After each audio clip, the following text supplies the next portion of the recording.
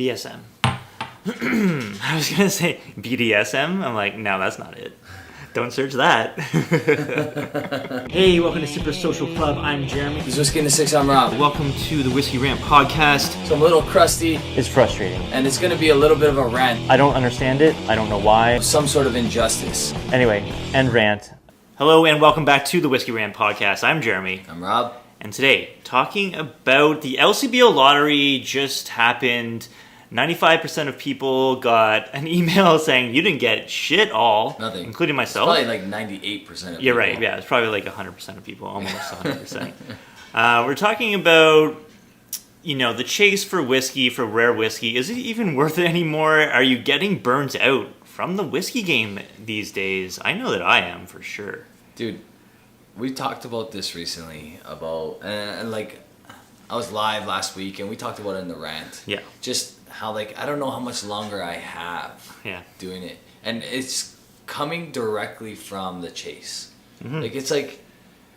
There's a reason why, as guys, we usually settle down with one girl, get married, and move on. Because, the chase is exhausting. Right? It's just an exhausting, day-to-day hunt. And that, it's just not worth it. Yeah. So, recently, if you're not aware, the LCBO puts in the BTAC, the Pappy Van Winkle, some other things as well. There's Mr. Sam this year, some other rare bourbons, some rare whiskeys. Find its way into the lottery once a year, and everyone puts in through an online order form. And today, the day we're recording this, was the day where everyone got the results. Yeah. I was 0 across the board. Mm-hmm. And my aunt won. Thanks, Zia. My aunt won me a Old Rip Van Winkle. Very nice. So Old Rip 10. And we'll talk about the secondary market for those things nowadays because it is insane. But yeah, really kind of how you have to play this lottery is you get all your family and friends to fill out forms, to sign up, to make a vintages account. Yeah. I know guys, really, to be competitive, you really need, 50 to 100 accounts to get stuff. If you're going to get multiple things, for sure, probably. Yeah. I mean, I usually get around 10 of my family members to help me out. Yeah. And I usually land one thing a year. Yeah. Yeah, I know someone who gets all of his work staff to sign up for him. And I'm talking 100 legit accounts. Wow. And it's really the only way to, because I don't know whether they really released the numbers, but I know there was at least 50,000 to 75,000 entries for about, 70 bottles total. I mean, they get 3 or 4 Pappy 23s. They get, a couple cases of whatever. It's 50 to 60 bottles of Old Rip 10. It's not that much, right? No, it's not much. Very, very limited. The entire thing maybe total is 200 bottles. Yeah, it's very, very small. Yeah. I mean, even they do have Weller 12, Weller 107, which they would get a decent amount of that stuff. Yeah. Well, those weren't in this lottery though. The 12 and the 107. It was the crappy stuff that was in this one was the E.H. Taylor and the Stag Juniors. Okay, right. Which I feel bad for anybody that crappy stuff. I mean, that's still good bourbon. Still good stuff, but I mean, when you put those two in your option list, the likelihood is they're gonna go to your list and see, okay, well, this person has blah blah blah. You know what?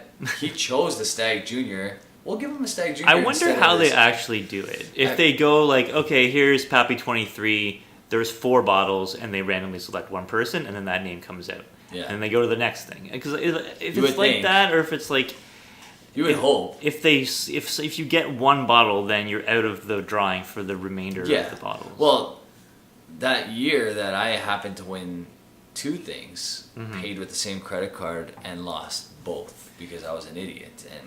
And that's the one way the LCBO does limit multiple accounts from the same person, is if you have to have the credit card has to match the name on the account, right?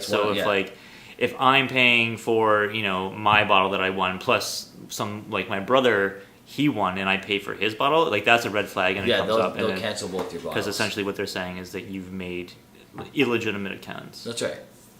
Which everybody does, but if you're going to do it, you got to do it right. Otherwise, you're going to get nailed like I did that Sure. year. Yeah, and then those bottles will go back into the circulation and be drawn again.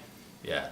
I think that year I was lucky enough to win 3 things, but 2 of them got canceled out on me, which was a big kick in the nuts. So lesson learned. Oh, I could have told you that. I think I knew. I was like, I don't know. Right. Panic mode, and then just I don't know what I did. Honestly, like I used to get excited for this, and now I'm just like I might not even enter it anymore. Honestly, because it's just like it's just a routine that you go through. You sign up, you put your stupid crap in there, and then you get an email saying you got nothing. And it's just like that's happened to me for the last 7 years straight. So Paulo usually gets jacked up for this. Our buddy, he gets jacked up. He gets jacked up for this, and he motivates me to want to do it, but like I'm so done with it that like he's like, come on, are you gonna do it? You're gonna do it, whatever. So he convinced me to do it this year, and usually what we'll do is we'll put in a whole bunch together and then see what we win and divvy it up. But this year I'm like, you know what? Don't rely on me because I don't even know if I'm gonna do it. If I do it, it's gonna be the last minute. Yeah. So he ended up winning a couple things too, though. So well, that's good because I know like I follow some secondary groups, some whiskey groups, and it's just the memes that come out. Everyone's like, ranting about how they missed out and got nothing, zeros across the board. Yeah, it's kind of funny. It is, and whatever, it is what it is. I mean, if you're only putting in one account and you're one of the few honest people when it comes to this kind of stuff, then kudos to you, but I feel bad because you're never gonna win. Congrats to the people that won, and if you won something and you've never tried that bourbon before, go ahead and crack it open and try it out. If it's a Pappy, if it's a B-Tech, something like that, try it out with some friends. It's a great experience. Like it's something that a lot of people would love to check off their bucket list as far as whiskey's concerned. And if you have tried it before and you know what to expect, then I don't really see any issue flipping that stuff in the secondary and buying a lot of whiskey that you really do enjoy. Well, I did crack a bottle of the Old Rip, and I've reviewed it on this channel, or my channel anyway. What was that, like 3-4 years? No, 4. It was at the Old House, so 4.5 years ago, 5 years ago. Yeah. So it's been a while, but I did open that. I've opened. Or actually, I think in a trade I acquired with Peter White the Van Winkle 12, or maybe he just lent it to me to do a review. I can't remember how that worked out. Cracked a William LaRue Weller before. Yeah. We've cracked a couple George T. Staggs before. Yeah. So I've cracked most stuff that, I mean, and you've cracked Pappy 15, Pappy 20, and Pappy 23. So... yeah, that's more than I've had a couple of Pappy 15s that were well shared with the Patreons. Yeah, for sure.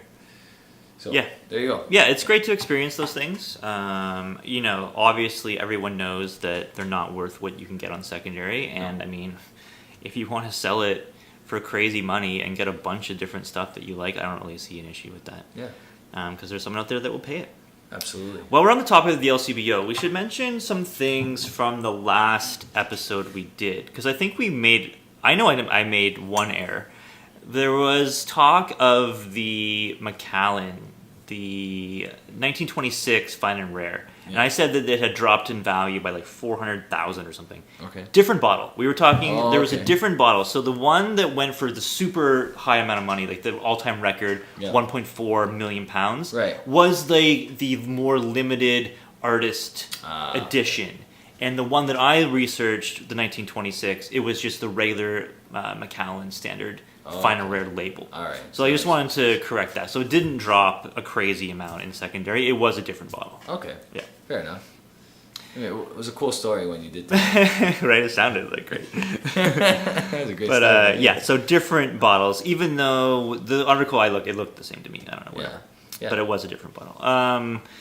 The Chase. We talked about it in last episode. I went around to two different stores trying to find that Blue Spot Irish whiskey, which I kind of thought was worth it. Yeah. I spent a lot of time. $100? Yeah, I mean it was a good deal. Yeah. And it did take me a lot of time, but frustrating, really frustrating, and more frustrating for people that didn't get it. Oh yeah, big time. And the Macallans that came out too, right? Recently, in the exact same situation that happened, right? Yep. And you know more about that because I'm sitting this one out. I'm not going to go chase these Macallans down. I know that they're decently priced, and maybe we should adjust our LCBO sucks ticker and maybe reverse a couple points because we should be fair. Okay.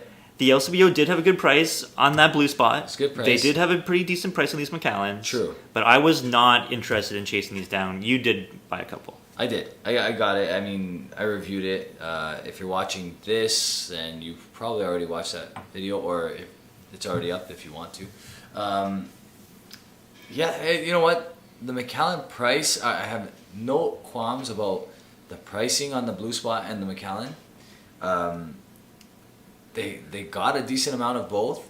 Yeah. My issue was the way they did it.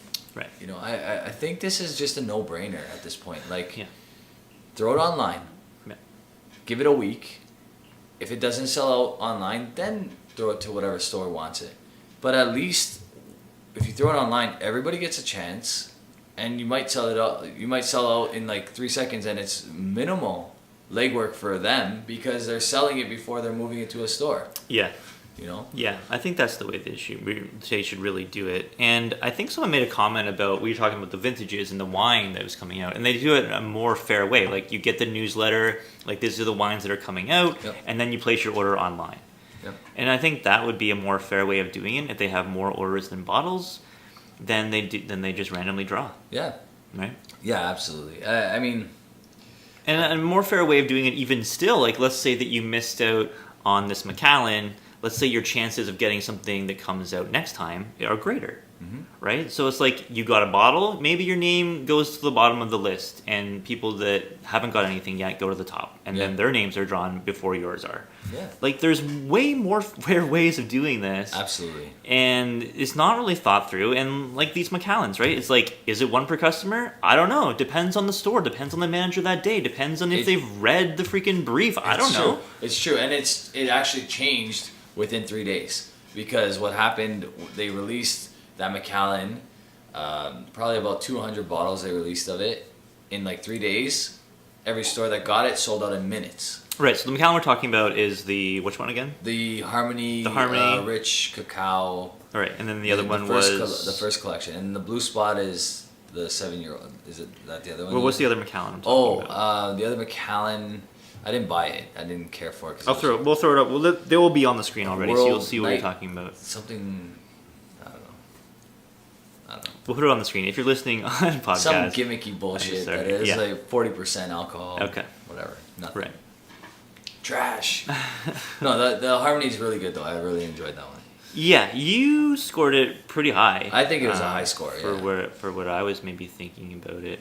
But yeah, I mean, I was not interested in chasing that down. I definitely could have, but like, I didn't want to drive somewhere and come up short because it's annoying. The Toronto downtown traffic it's annoying to navigate through. Yeah, I can imagine. Especially if it's a bad weather day, like it was.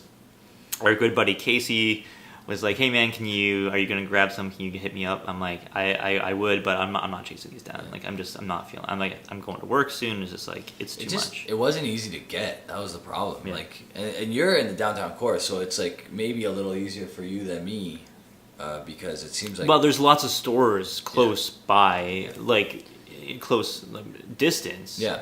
But to get to those stores, it's not easy. You still got to find street parking. Right. It's a pain in the ass. Yeah. Wrong choice of words. Closer, but not necessarily easy. It's not more convenient, right? Yeah. It's not a big box store you can just drive into, no problem. Yeah, exactly.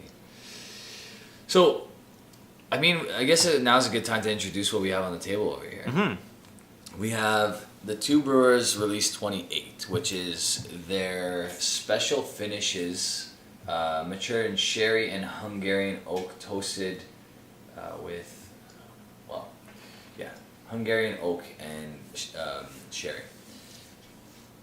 This drinks for me like an Irish whiskey. I was just going to say, the fruit notes, like the tropical fruit note I'm getting on the finish of this is insane. I love it. And I'm like, where is this coming from? Eventually I'm going to pick a barrel out of Two Brewers. It's going to happen.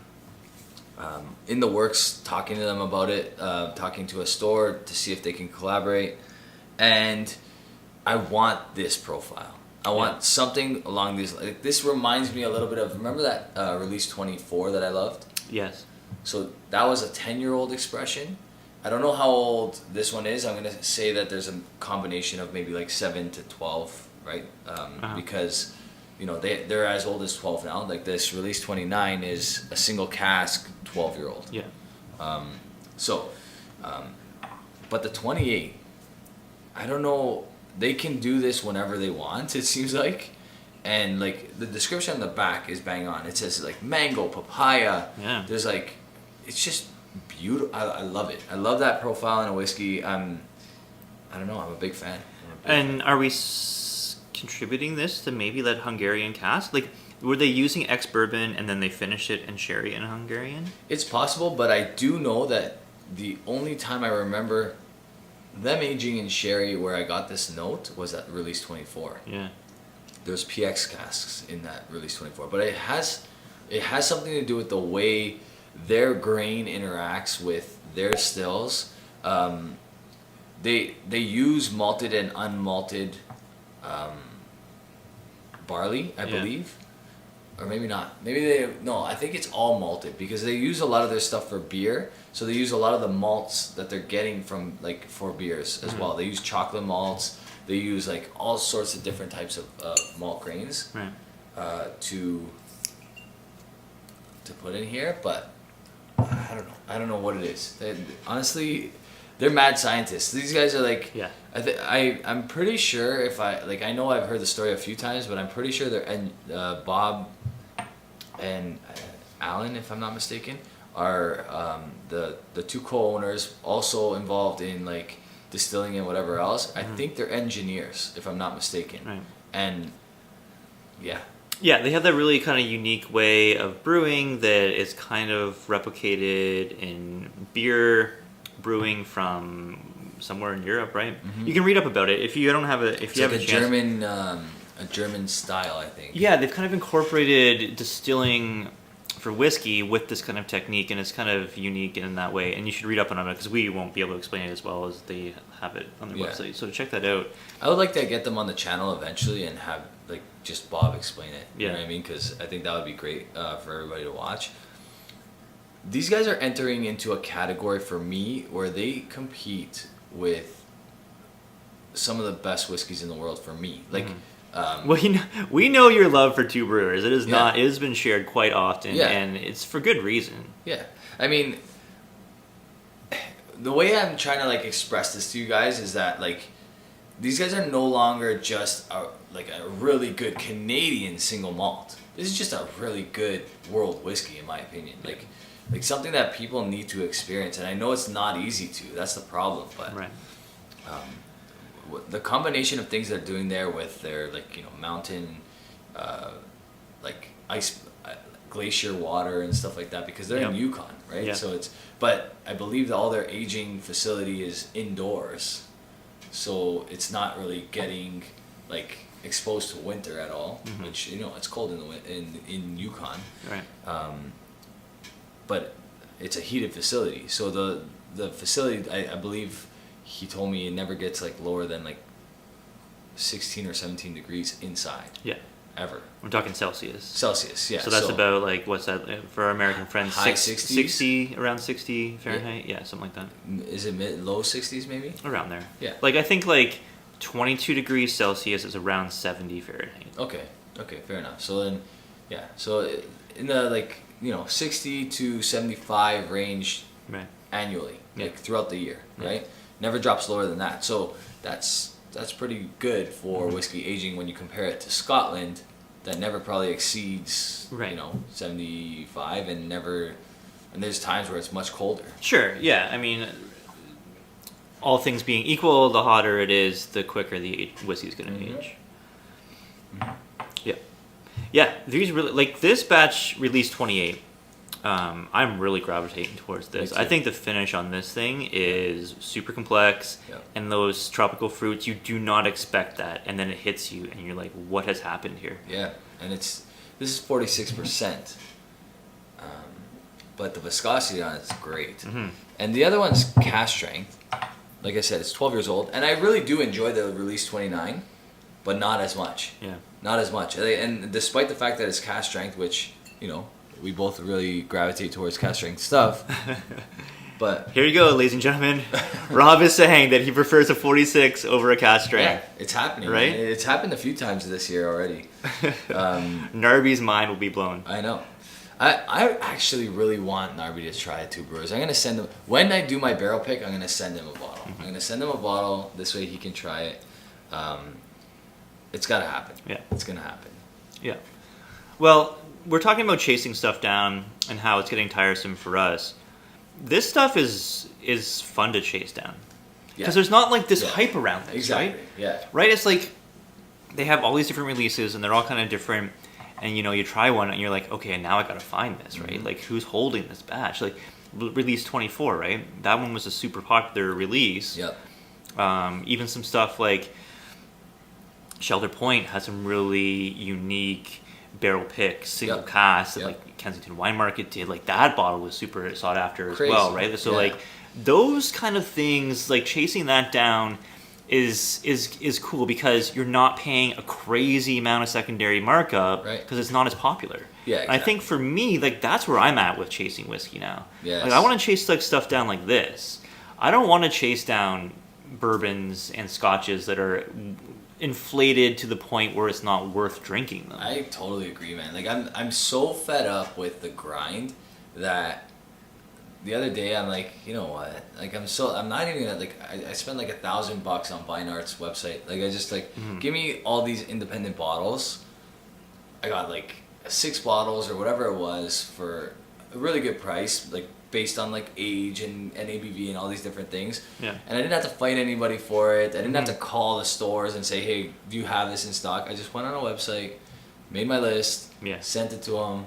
Done. You know what I mean? See, like, the cool thing about this is, like, if you do find someone on the secondary group that has a bottle, maybe you give them, like, $75 for their hassle. You pay the extra shipping costs. It costs you, a little bit more money, but it's worth it. Exactly. Because the juice in there is worth that money.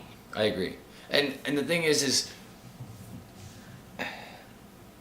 I really want to know how these would perform in a blind tasting, because I think they would do really, really well. Yeah. I really do. I think they would do really well. Some more than others, obviously. Each release is different. They have 4 different types of releases. It says here on the back. Classic, which is, I think, just bourbon. Sorry, I touched the mic. I don't know if that's going to screw up the sound a little bit, but... No, we're still good. We're still good? Yeah. The classic, I believe, is all bourbon cask. The peated, which is a peated malt imported from Scotland, I believe. Mm-hmm. Then the special finishes, which is this one here, and innovative, which is the one that won Single Malt of the Year a couple of years ago in Canada. Okay. It's that, like, just they do funky things to their grain, their casking, whatever, right? Yeah. So every release is one of those 4, and they do 4 in a row each time. So I think they do it 3 times a year. Right. So they come out with 1 a month. Yeah. Yeah, I mean, we've talked about it lots of times. Canadian single malts really making headways and doing very unique, delicious stuff. And we can't say enough good things about it. Absolutely. Other than just, like, we need them to push this stuff into more markets, You know what, though? Like, and this is where we become our own enemy. And I was talking to a good friend of ours recently, Whiskey Throttle, and he's got a good point. Like, we do this so we can share information and all these things, and it's great, and we're helping people. But in that process, we become our own enemy because we are making our own competition. Sure. Which is fine, and obviously you want companies like Two Brewers to grow, and if they can, if they can sustain that kind of, like, release where they would release some in Canada, some in the US, some in Europe or whatever, and everybody's kind of happy, then great. But the likelihood is, once these guys get popular, and we're talking like global popularity, the more difficult they're going to be to get. Yeah. Right? Right now we can get them because really only people in Canada, I think only recently they started sending stuff to like France or something like that. But pretty much only people in Canada can get this stuff. Mm-hmm. So the competition is not insane yet. Right. But it will be. Yeah. Right? Yeah, it will be. And we'll see. Like, you don't really see this stuff pop up in secondary groups. I mean, some guys will, be like, I'm in search of this specific thing. Is anyone holding it? Yeah. And then, you get a thing. But there's not really like, I'm putting up my Two Brewers release, for a lotto or something like that. We can talk about secondary market groups, and let's talk about this old Rip Van Winkle that you're getting from the LCBO lottery and what you think you can get for this. So looking up on Bourbon Secondary Market Value Reference, which is, it used to be Bourbon Secondary Market, which was the biggest, or one of the biggest Facebook groups that did secondary market bourbon stuff before it got shut down by the Van Winkle family, essentially. Oh, wow. They were kind of behind that, and their lawyers put pressure on Facebook, and Facebook really kind of shut it down. I'm surprised that Van Winkle takes that much action in shutting down these secondary markets. Why do they care so much? It only fuels their... This is a whole nother rant we can get into, but really, the secondary groups did a great job of sniffing out fakes. And they did a really good job of networking and looking at bottle codes and being like, this bottle code is a fake, this person's a fake, and they spread that information around more so than anyone else could. Mm-hmm. And they did a really good job of that. And that's one unfortunate thing. And I think the Van Winkle family was very misguided. I mean, stuff's still going to sell in secondary whether you like it or not. Right. Putting pressure on these groups, I mean...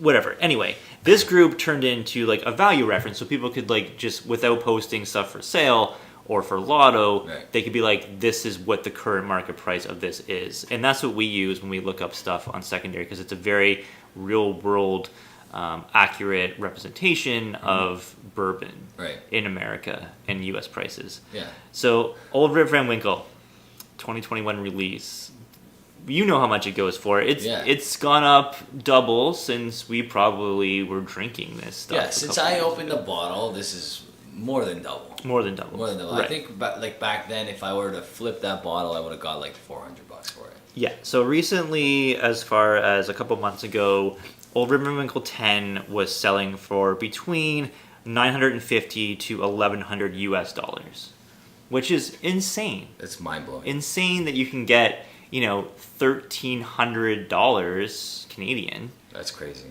For that Old Rip Van Winkle. And it makes it that much harder to open, doesn't it? Sure. Because what do you compare that to in the Scotch world? $1,300. What's a $1,300 whiskey right now? You can buy Springbank 25. You can buy a Springbank 25 and a 21. Yeah. You know what I mean? So right there. I'm doing that all day. You know what I mean? I'm not... And those whiskeys are almost overpriced, right? And they are overpriced. Sure. I mean, depending on, which batch you get, maybe you're going to get a crazy good batch one day, but, usually they are. And, I mean, put it this way, you're halfway to Aurora with one Old Rip Van Winkle 10-year-old. Sure. Yeah. You're halfway to Aurora. Yeah, and, Aurora being, a mothballed distillery for upwards of almost 30 years now. Yeah, and we're talking about a company that people marvel over. This is the whiskey geek heaven type whiskey. You know what I mean? It's on people's bucket list for sure. You know what I mean? So versus a bourbon that comes out every single year that has lots of bottles of it, and it's nothing special. I will never understand the logic. Really nothing. It's a 10-year-old bourbon. Yeah, it's a good whiskey. Don't get me wrong. I remember doing that review, and I said something as crazy as this is probably the best bourbon I've had. And I was including William LaRue Weller or something like that. And I went back to the William LaRue Weller, and I decided that I liked that better. Yeah. But for the secondary prices and all that other stuff, I was this is really good stuff. Yeah. That being said, it's still bourbon. But hey, you know what? You can't fault people for making the investment, because honestly, so many people have made so much money. Oh, like so much money. They're putting their kids through college with this stuff. Whiskey has been a better investment than pretty much anything else you could really think of. And you think the bubble's going to burst on it, and you still think it's going to burst, but is it really going to burst? Because I don't think it actually is going to. That bottle over your shoulder, that Springbank 10-year-old local barley. Yeah. That's got, like, on its last legs right there. Right. Do you know what the secondary market on that bottle is now? Yeah, it's like 1,300, right? 1,300 euro. 1,300 euro. Yeah, it's crazy. So, like, I don't know, like, someone's got to buy this stuff, though. Yeah. And someone's buying this stuff at that price, assuming it's just going to go up from there. Yeah. Because they're not going to open it at that price. No. So, I don't know. Unless you're super wealthy and you're just like, I don't care what it costs, I just want to drink this bourbon because people think it's good. Yeah. And you have the disposable income to do that. Yeah. No one's opening this stuff. And if you are, and you're not super wealthy, you are 1,000% disappointed with whatever you taste. Exactly. Like if that was your, like, when I turn 50, God knows what's gonna happen to me when I'm 51. I'm opening this crazy bottle of Pappy Van Winkle 20, and you're like, yeah. You spend like $3,000 on this thing on secondary, whatever it is. You open it on your 50th birthday, and you're like, what? I brought up my bottle of Pappy 20-year-old to a cottage with my high school friends. Some of them I've known since like my oldest of old friends. Yeah. Right. And I poured out 8 glasses of Pappy 20, handed it to everyone. Everyone's drinking it. No one's saying anything. No one's like, "Oh my god, this is so good." They're just like, "This is one of the most sought after bourbons in the world." Yeah. I'm like, I don't know, man. I think it's pretty good, but it's like it's not gonna blow your mind away. No. And no one was like, "Oh my god, this is so good." Nobody. Right? Oh, yeah. I've never watched an experience of someone drinking a Pappy and they were like mind blown. I've never seen that. Jump to the clip of me cracking that bottle and taking it first sip because I was actually pretty impressed really? with it. I have never tried the 20-year-old before. Obviously, this bottle is still sealed. But you know what? I'm a firm believer that all whiskey should be opened and enjoyed. I'm going to do that right now. I'm going to crack this bottle and open it up and see what we got here. So good. So good. Wow. I'm going to spend some time with this bottle. I'm going to let it oxidize a bit and look forward to my review on this one. It is so good, guys. Really, really good. Like, comment, subscribe. Appreciate it. Cheers. Yeah. Okay, so it was really good. The 20 is really good. The 20 is really good. Did we open that together? Nah, I don't know. I opened it on a video because I was like, I don't even know what video it was. I'm going to have to go back in the library. Okay. But I opened it on camera and took a sip. And I'm like, this is really, really good. So we did the 23 on on the live that launched you from my channel to your new channel. We drank some 23. And we gave some away. We also drank crazy stuff that night. Yeah, we were drinking lots of BTEC stuff. Yeah. And we were drinking Springbank, Local Barley 16. We were drinking some crazy Tomatin 32. We had 20 drams that night. We went hard that night. That was like a 6-hour live. That was you crashed on the couch that night and hung out with the fish. Yeah. I swam with the fishes. Yeah. The Tyrannosaurus Rex toy was talking to us. Yeah, you had that toy that was motion activated. Yeah. And would scare the shit out of you. In the middle of the night, this T-Rex just lights up. And it was just glitchy. I don't even think it was motion activated. I think it was just really? It was just possessed. Yeah, it was possessed for sure. That's even scarier. Good thing you didn't know that then. If you think back and think about all of the stupid hyped bourbon that we've drank, shared, and how much it was when we were drinking it and how much it goes for now, we would never drink it. No, right? Never. How can you? I am freaking opening up Pappy 15s for my $5 Patreons and pouring them samples. And what? Why am I doing this?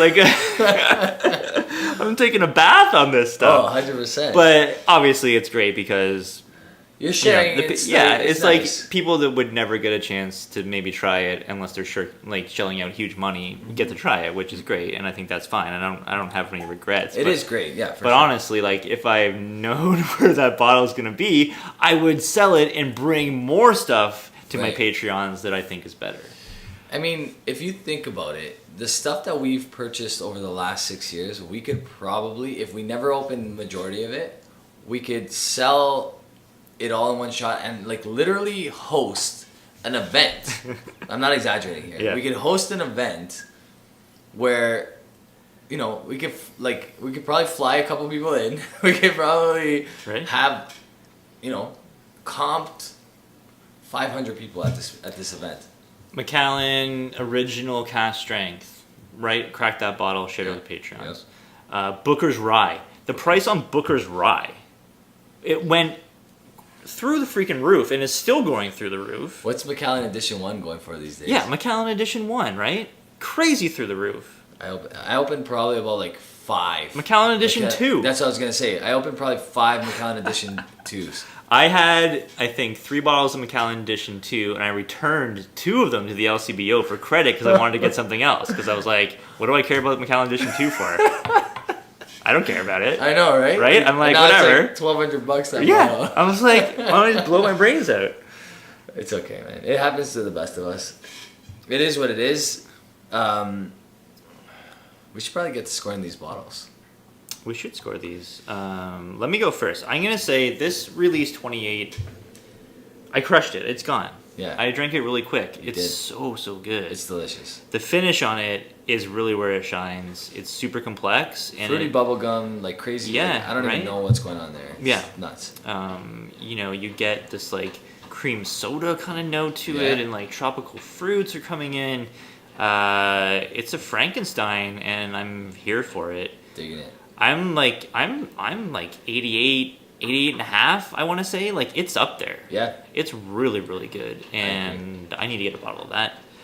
The 29, also very nice. It's not going to score as high as the 28. No, I agree. But I also do like it. It's probably like around like an 86 for me, I would say. But the 28, release 28 definitely shines through. Yeah. 29 is more of your like...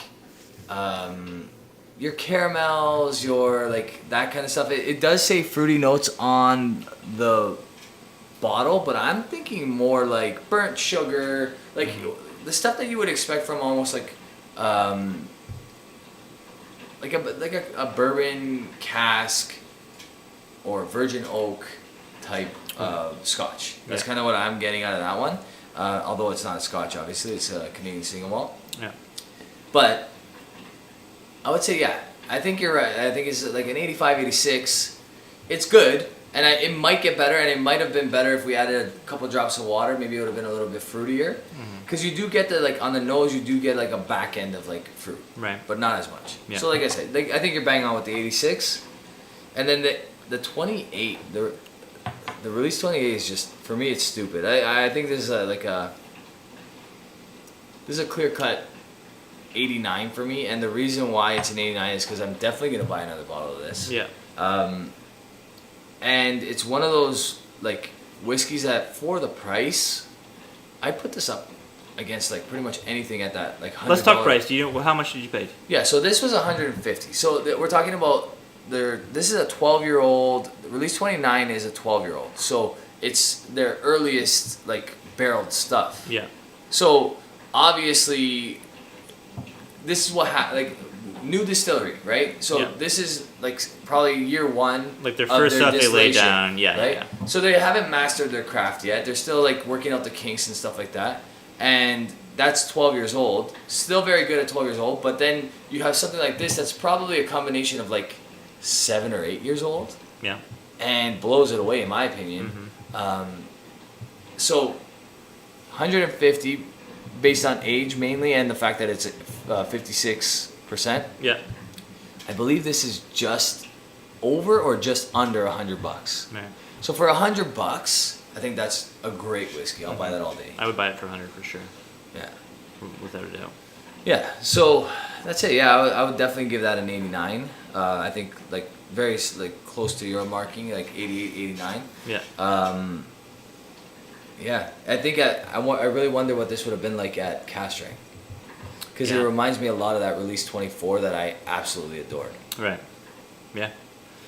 Yep. Another couple of great releases from Two Brewers, and as long as Rob's on this podcast, we'll be showing you guys more Canadian single malt, I'm sure, without a doubt.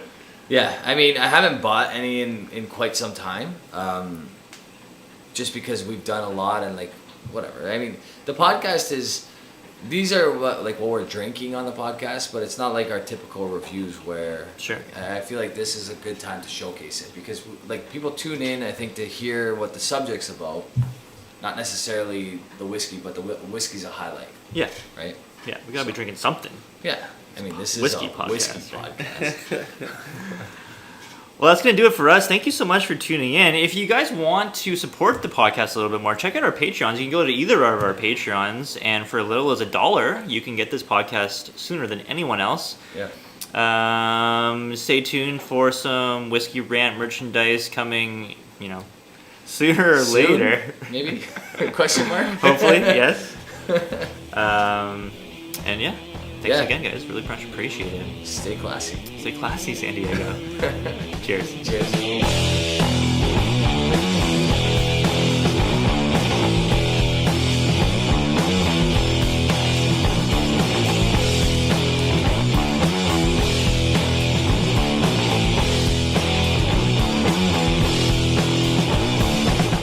And I'm also a firm believer that whiskey should be shared as well. I think that's like one of the most fun parts about it. So not only, that was good. Not only am I going to pour myself a dram, I'm going to pour a dram for one of you guys as well. Little contest, giveaway. I'm going to pour a 1 ounce sample. One of you luckily guys or girls is going to win this